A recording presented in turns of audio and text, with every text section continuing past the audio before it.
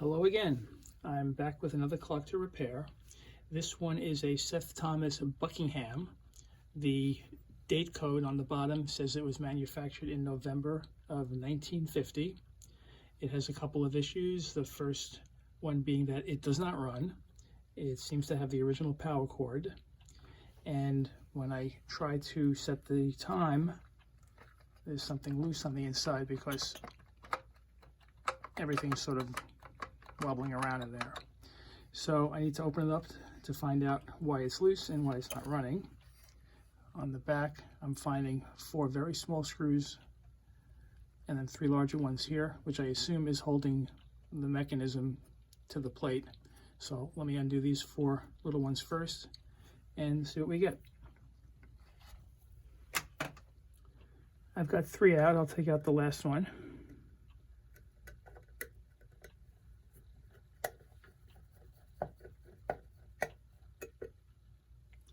And what I'm hoping is that the hole in the plate here is the same size as this knob, and the whole thing will come out. Otherwise I have to try to remove the set knob.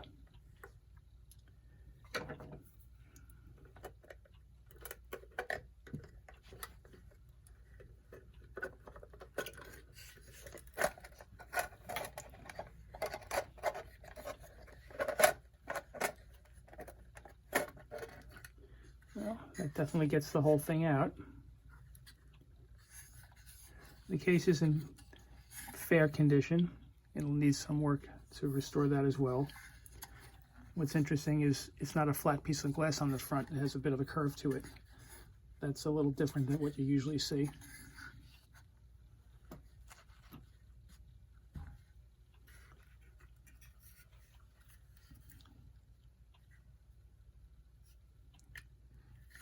No, here's what's loose in here, the hole.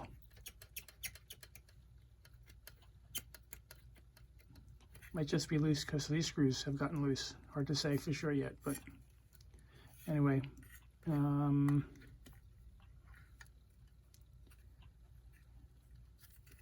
I'll take them out and see what happens.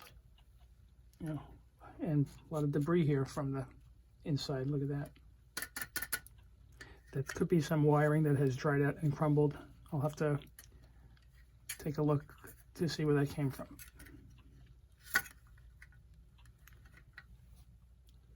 I've located the source of this crumbled debris here, and I've seen this on other Seth Thomas clocks, but where these posts attach to this inner plate, they have these rubber washers or grommets, and as I touch it, you can see it crumbling even more. Anyway, they dry out and deteriorate, and that little spacer is what keeps this thing from moving back and forth. And if I rotate it around, yeah, there should have been one right here. It's totally gone. And as a result, this plate's wobbling here. This one's still a little bit intact. I've come across this in the past, and the way I've repaired it was either come up with similar rubber washers, and if I don't have any of those, if I put a few thin metal washers in here just to fill the gap, that gets everything nice and tight again. But the other issue is, why isn't the clock running? So let me proceed, take these back screws off, and I think the whole plate should just come off. Once it's off, I'll remove the hands. I've removed the 3, and the plate should slip off.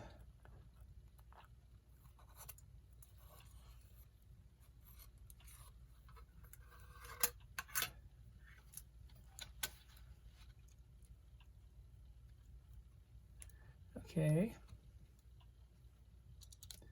And let me work on removing the hands.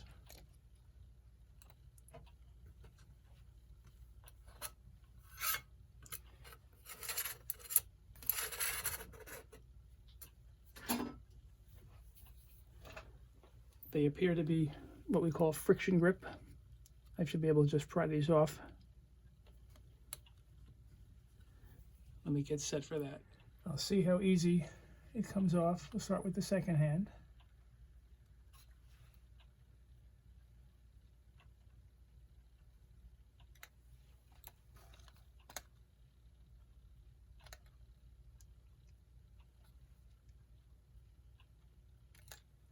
Not too bad.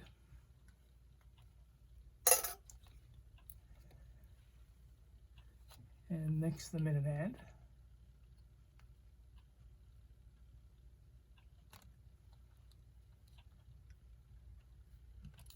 That was pretty easy too. And I'll slip cardboard under the hour hand. I don't want to scratch the dial.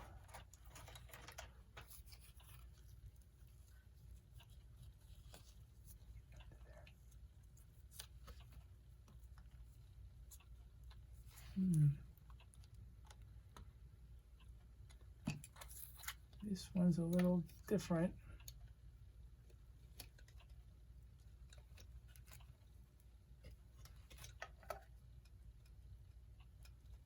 There is a chance that this could be attached to the stem on the inside, which I've seen before. So before I try to force it, let me start to take it apart from behind.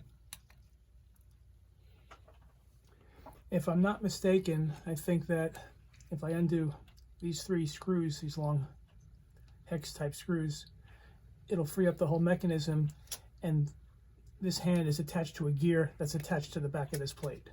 So let me undo these 3.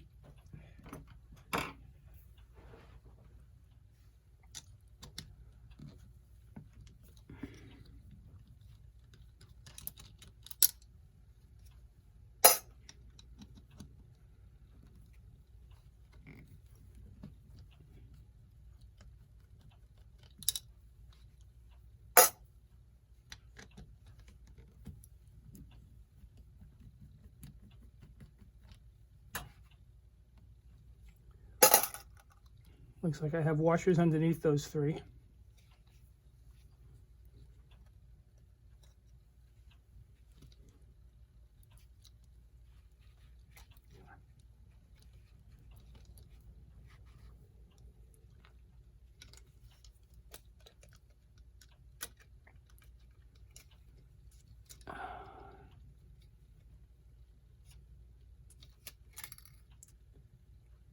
There we go.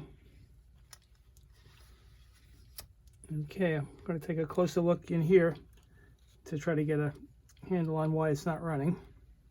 And I'll come back. The first thing I like to do to see why a clock might not be running is to check the continuity of the coil to make sure that the wiring is intact.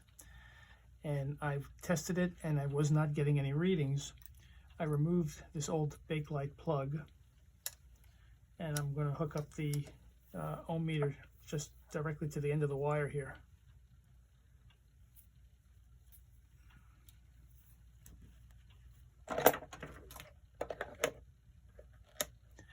And if the numbers flash, that's how I know that the continuity is intact. And I'm just not getting any readings here. But so there could be a problem in the coil, even though the wiring seems to be attached. So I'm going to have to undo this whole thing, get the coil out, and from previous Seth Thomas's that I've seen, it can be pretty difficult to try to get a damaged coil repaired. But I'll disassemble it and see what I can figure out. I have to remove, there's 3 screws on the plate here. 1, 2, 3, and the 4th one holds this bar. I'll undo this and look to get the coil off. And by the way, I also want to mention that when I said the clock was from November of 1950, because of the date code that's printed on the bottom of the case, it also matches the date that's etched and carved or stamped into the plate here. Hard to read maybe, but it's also 5011, which means November of 1950. Anyway, let me get these screws out of here. I have 3 of the 4 out. I'm going to remove the last one.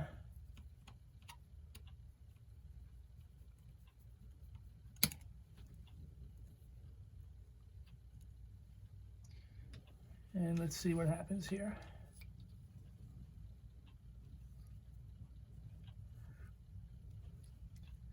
It doesn't exactly look like it's coming off.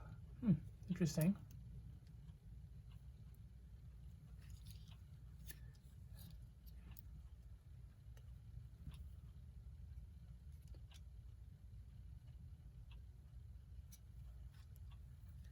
There is a little piece of tape here which could be holding this plate down.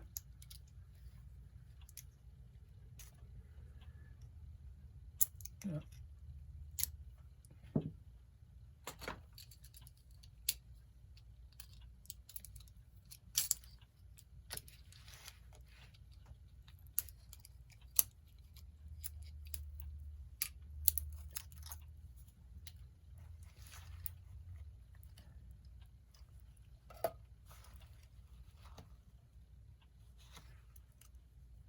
Well, it's not really budging too well, so let me take a closer look and then I'll come back when I figure out what's going on. Okay, I figured out two things.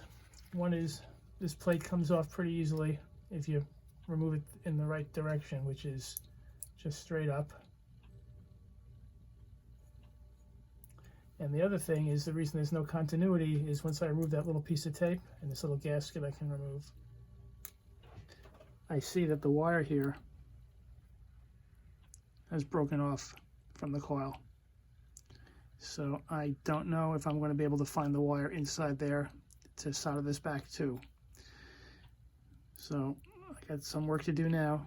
Let me check the coil out, get it off, and I'll come back when I figure out a way to attempt to repair.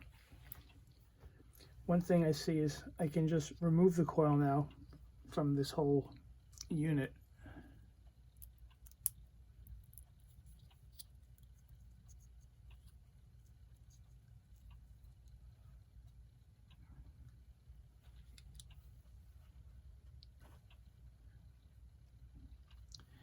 And there's some tape around it. See if I can remove that.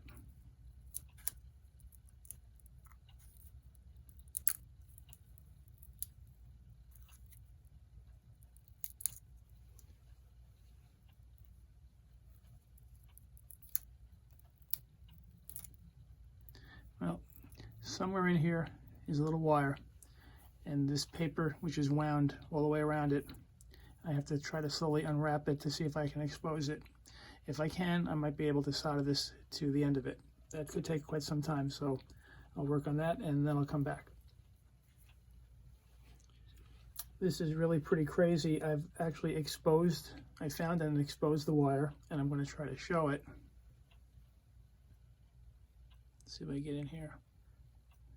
Can you see it sticking out there? That little, I mean, it has to be less than the diameter of a human hair. I mean, it's really thin and tiny. And I have to try to tin that with some solder to make it stiff enough and thick enough to connect to this wire here. So that'll be quite the task, but let's see how that works out. I'm going to try to show what I've done here.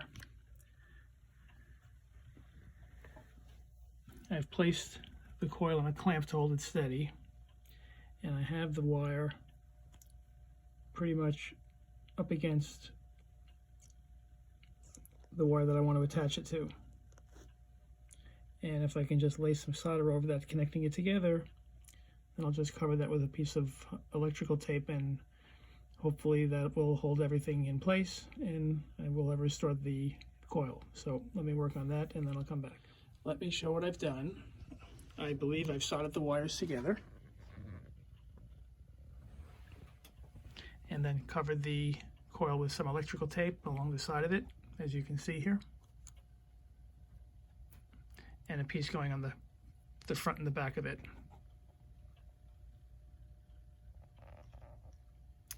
So what I want to do next is test it with my ohm meter to see if I've actually restored this coil. So I'm just going to attach the leads to the power cord here.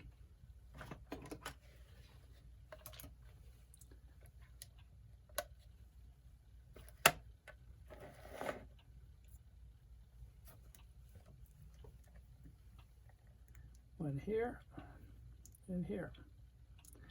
And the numbers are flashing, which means I have repaired the coil.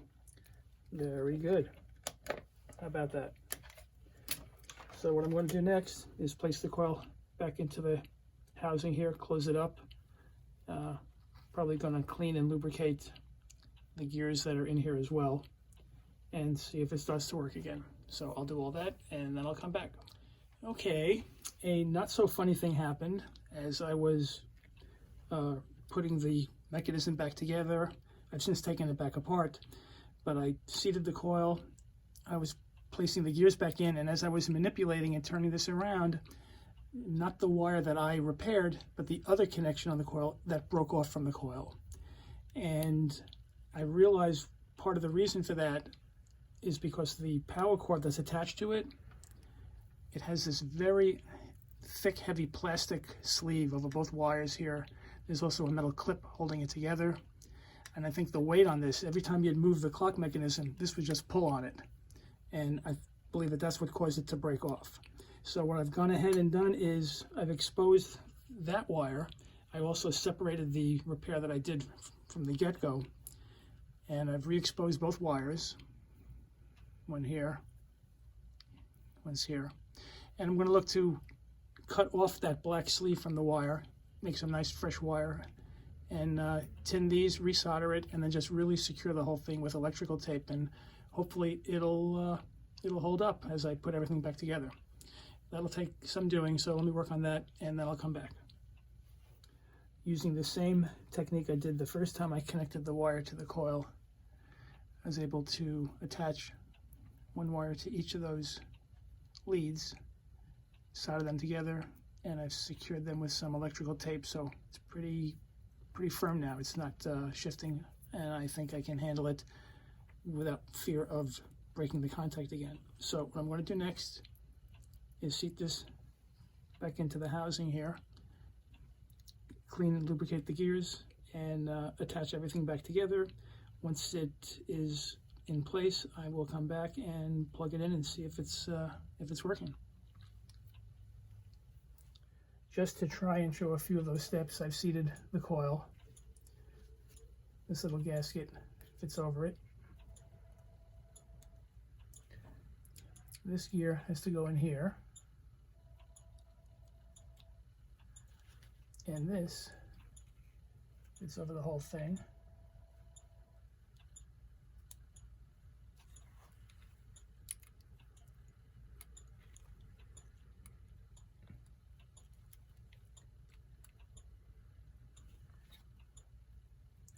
Next, I have to secure the screws. I'll put those in and then I'll come back. I've reassembled everything. It's plugged in. I'll turn on the power. And let's see if it's running. And it is. I'll see if I can show you that.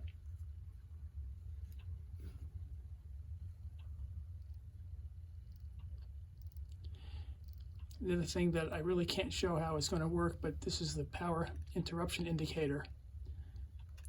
And it was sort of wedged up against the gear, I had noticed on the dial. It was wedged, this gear was kind of jamming it. So I adjusted this a little bit, and I think now it'll function properly. The next step is I want to clean up the dial in the hands, reassemble. Actually, before I do all that, or along with that, I have to come up with washers or rubber grommets to fill in the space so that it's not loose in here anymore. So I should get to work on that first, and then I'll come back. I was able to find some rubber washers that fit nicely and fill in the gap. I just had to add one little metal washer to make it a snug fit. I've already put two of them on here.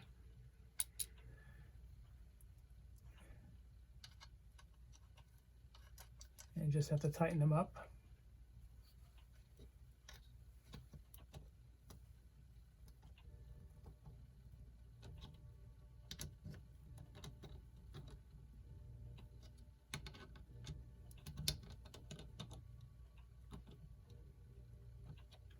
Okay, what I'm going to do next is place the hands back on the dial.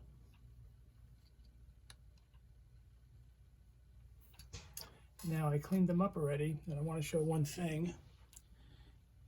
Some of the hands, usually these will be made out of brass, the second hand. This particular one, I realized the back of it, you can see that it's brass, it's nice and shiny.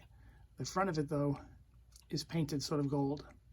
So had I tried to clean this with something like Noxon or Brasso, I would have stripped off the paint. So if you're looking to restore one of these yourselves and cleaning up these hands, you have to be careful to make sure most of the time the second hands are all brass. But if they are painted, you have to just use a little bit of warm soapy water to clean them. Anyway, let me work on getting the minute hand and the hour hand along with the second hand on here. And I'll show you how to synchronize the clock. The first thing is to turn the hour hand to the 12.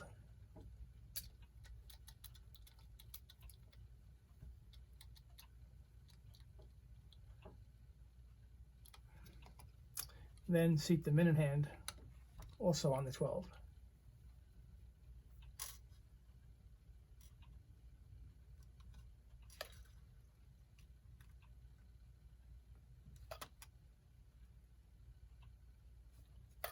And for the second hand, that can go anywhere.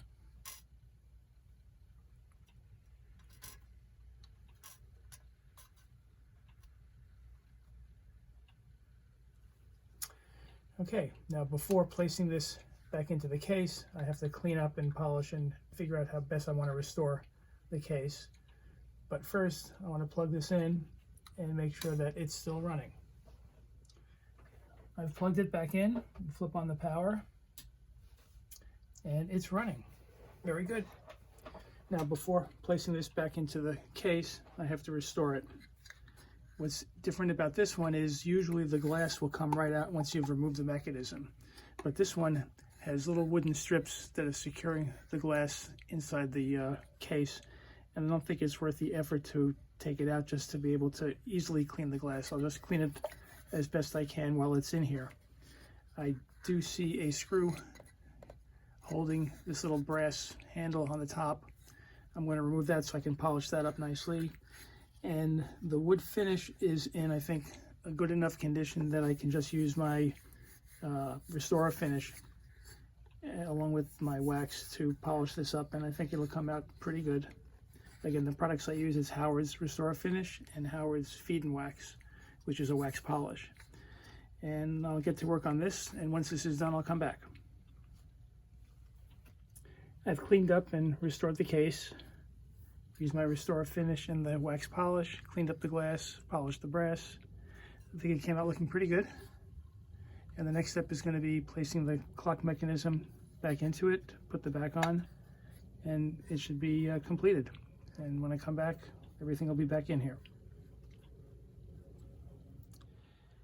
Everything is back in the case. It's plugged in and it's running. I think this one came out looking rather nice. It's a Seth Thomas Buckingham from November of 1950. Having to deal with the broken coil made it a more challenging repair than usual, but it, as I said, I think it came out rather nice. I do hope you enjoyed the video. Be sure to check out some of my others. The comments are always welcome. And that pretty much wraps it up. Bye for now.